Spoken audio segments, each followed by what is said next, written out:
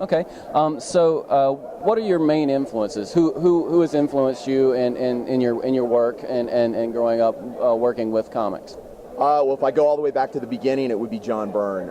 When I was 4 years old, told this story 100 times. When I was 4 years old, my dad took me into a 7-Eleven, and you remember those old triple packs where you'd have the plastic bag, 3 comics, and you never knew what was in the middle. So it was all because they put that crappy comics on the outside.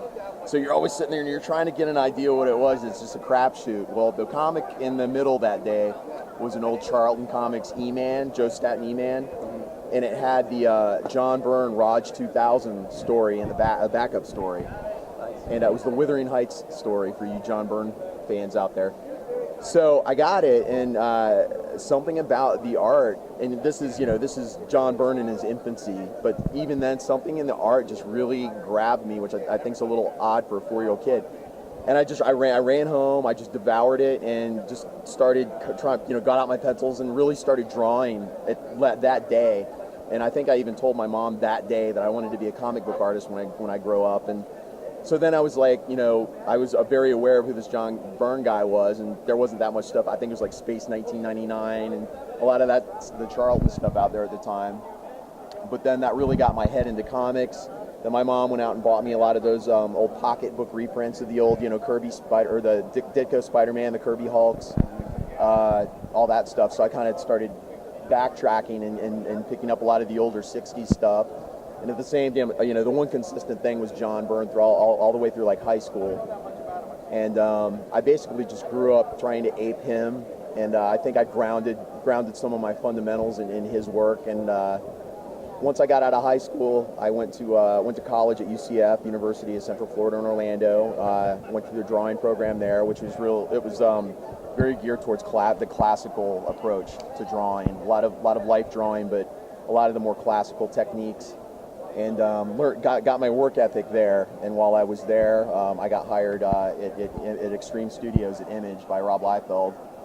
And that's when I sort of accidentally became an inker. I was assistant to Art Taber and Dan Panosian. Dan really took me under his wing, and I cut my teeth there, and I ended up at Marvel soon after, and it just kind of went from there.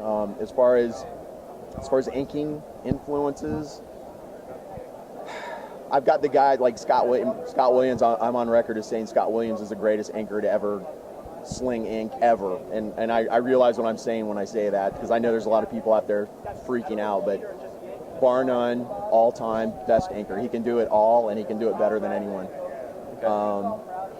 The influence doesn't come through when you look at my work, but it is there. He's the guy that keeps me trying. He's the guy that I keep sharp. It's like throwing yourself up against that brick wall. You're never going to break through it, but it keeps you trying. Makes you better and better every time. Okay. So I know you have to work very close with a pencil artist, and a lot of times it's probably very back and forth.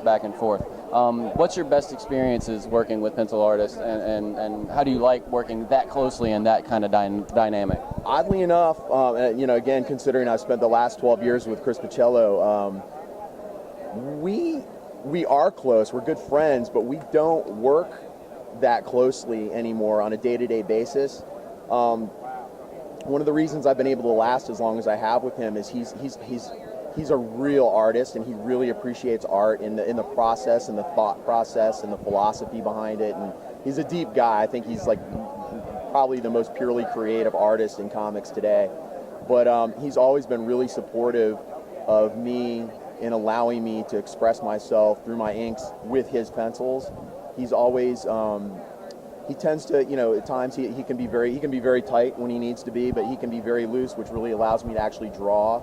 It allows me to participate in the art. So, I'm not just tracing his work. I'm participating, in his work. I'm finishing some of his sentences. And at this point in the game, he knows what he's going to get, and he knows how far he can pull back, and he knows I'm going to be able to pick up the slack, and you build this rapport over time. It's kind of like an old married couple. We're probably going to start looking alike pretty soon. But the fact that he's just always really allowed me to do my thing, and I can't think of one time that because sometimes I'll take a left turn and try something weird, and it it's not always what he may have wanted, but he always appreciates it, and he appreciates the fact that I tried something different, and it's just it's kept me fresh, and I'll probably be with him as long as I'm inking. Okay, so it's working that long with somebody. Yeah. You guys just you know what to expect from each other. Yep. Okay, great. So what are your go-to tools? What do you like to use to get your work done? These days, it depends on the penciler, but with Chris, my Norm, I'm probably about 80% brush, 15% nib, and 5% tech pens and other random tools. But I'm primarily a brush guy these days. Okay. So as far as fans that want to keep up with your work, what's the best way to do that? And as far as like picking up books that you've worked on and whatnot, what's the best way for them to keep a hold of that? Well, it's been tough working on Amazing Spider-Man because they've had that rotating artist business model for a while now, where the books coming out like tri-monthly, sometimes 4 times a month. And to keep up that pace, they have to do the rotating art team. So you're constantly working ahead of schedule, and so you'll be on the stand 3 or 4 times in a month, and then nothing for the next 3 months.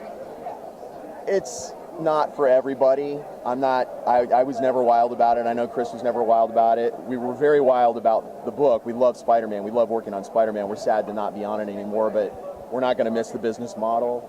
But as far as keeping up, I think that made it a little difficult at times for people to sort of, what are you working on? So when we're on a regular book, it makes it very easy. I don't know what that regular gig's going to be next. We're still in the process of figuring that out. As far as keeping up with me personally, I reference my DeviantArt, so I use that as my homepage basically. So I update semi-regularly there. Okay, so definitely keep up with you on DeviantArt. One last question. Is there anything in particular that you know that you're going to be working on in the future for fans to look forward to, or we understand if you can't say it? I don't have any big, giant secret projects in the works at the moment. I pretty much have my eye on like what's in front of me at the time, and the next thing is going to be this Storm Gambit X-Men Dracula thing that Chris and I are starting this week. All right. Well, then we'll be sure to look for that. Thank you very much, and thank you so much for your time. I appreciate it. Yeah, no problem. This is Tim Townsend, and this is John, and this is Chip & Co., and thanks a lot.